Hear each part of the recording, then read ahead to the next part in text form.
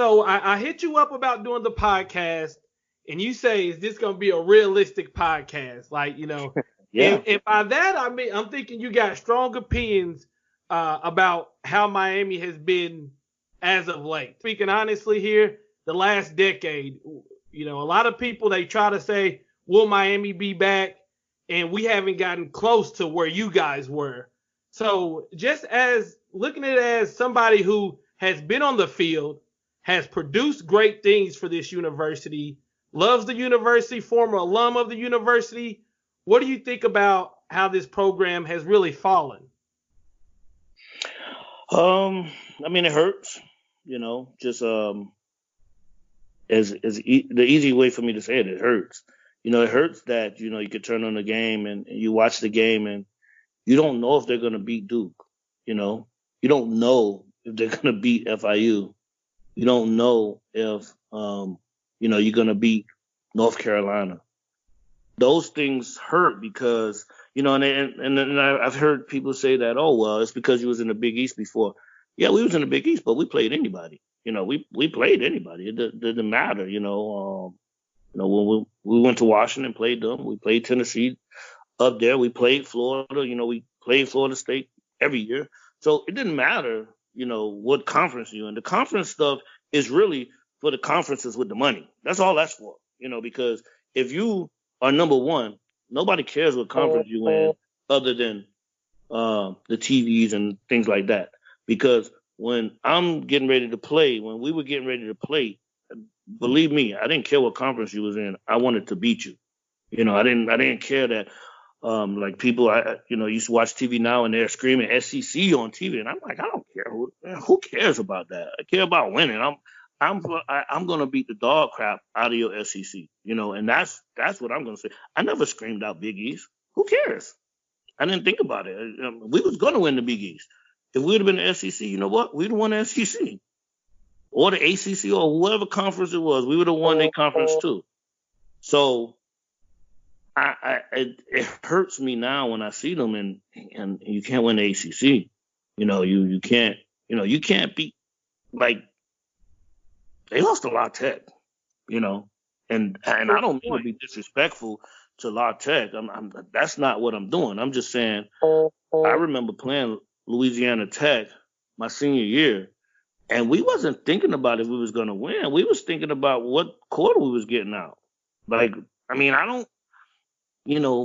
DJ scored in that game, and Trell took an interception and a punt back in that game. Like, I'm thinking to myself, I'm like, man, we score more on defense than offense. Like, that's what we were thinking about. And here we are, we can't score 3 points against La Tech. And, listen, I'm a fan now. I'm a true fan. I'm not a coach. I don't know all the ins and outs. I mean, I could watch the game and I could tell you what's going on and I can call out some of the plays, but I am not, aficionado and know all of this stuff. I don't. However, I know that I could probably coach and we could score more than 14 points. I'm just sorry. You should be able to score 14 points by coming into the door. That should be just like, it should be like waking up. Like it wasn't ever a point where we was like, man, we gotta score, a touchdown, or we gotta score, 50, or no. Our motto was simple. Everybody under 17 points, and we scored a touchdown on defense too. That's what we did because we knew the offense was gonna get their point. We knew to hold people under 17, and we scored.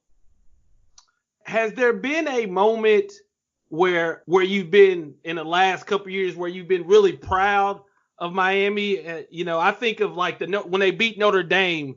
There was a time when I thought Miami was going to be up to be one of the top teams the next couple of years. A couple of years back, has there been a time where you've just been like, yes, okay, they got this turned around now? Well, so since you said that, we can be honest.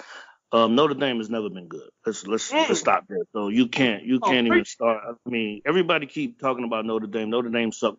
They just don't play anybody either. So For the last decade, what has Notre Dame done? Gone to the national championship, got blown out by 200 by Alabama, and then played in the semifinals and got another 500 scored against Clemson. Was that? Notre Dame's not good. So I was at the Notre Dame game, and the atmosphere was electric. It reminded me of the Orange Bowl. That was like the perfect storm of everything. The kids was ready to play. They were the underdog. I went out to the game day thing. That it was bananas there too. It was just, you had a good feel. That's what the games were like for us.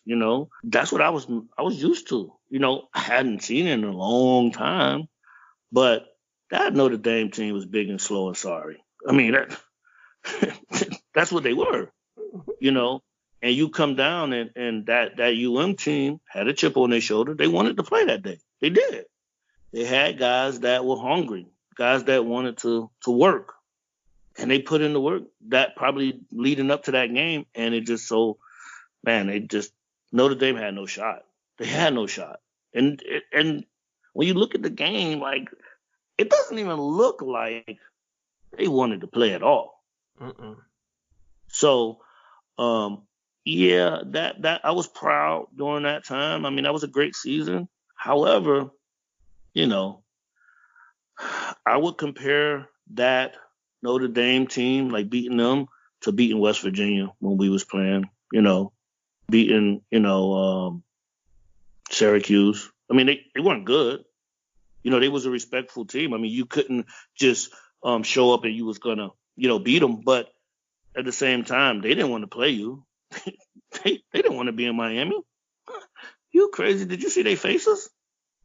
Those guys was a deer in headlights behind a double-barrel shotgun. They did not want to be there at all. They just had to play the game, and you saw what happened. I mean, God couldn't have saved them that night, or whoever, that, I don't know, the Tower of Jesus or something like that. I don't like Notre Dame, so I'm sorry. You're in law enforcement. You got friends. You're in Miami.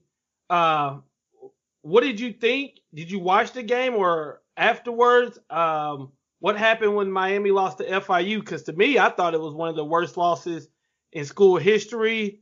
I didn't even, I don't even know how to even explain it. What about you? How was it from your point of view? I'm glad I wasn't here. I was out of the country, but honestly, it didn't shock me. Like, it didn't shock me.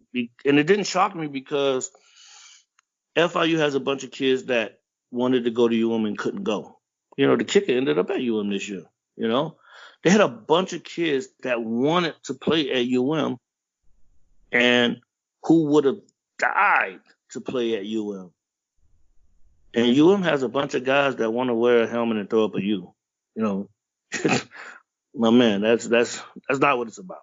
That's not, you want to say, the U and the U. No. There's a pride with putting on the U and the helmet. There's a pride with running through the smoke. There's a pride with throwing up the 4 in the fourth quarter.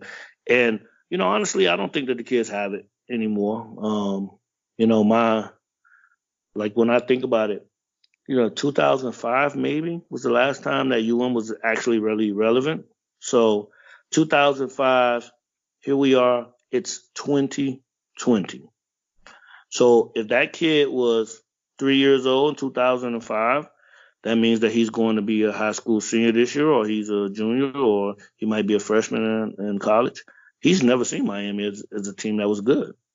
So him not seeing UM as good, why do you think so many of these kids that, live in South Florida or are from South Florida or from Florida altogether, they don't even consider Miami?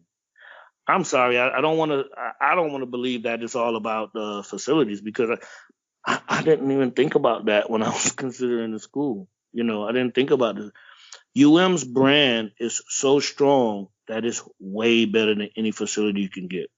Oregon probably has the best facilities in the galaxy. They suck. They suck. And not that they suck in the sense that they don't win games, because obviously Coach Mario, who recruited me, is up there. He has he's given them a different feel now, but they have everything.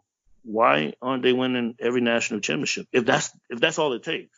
If it's facilities, Oregon should be number one every year. Mm. But they're not, because it takes more than that.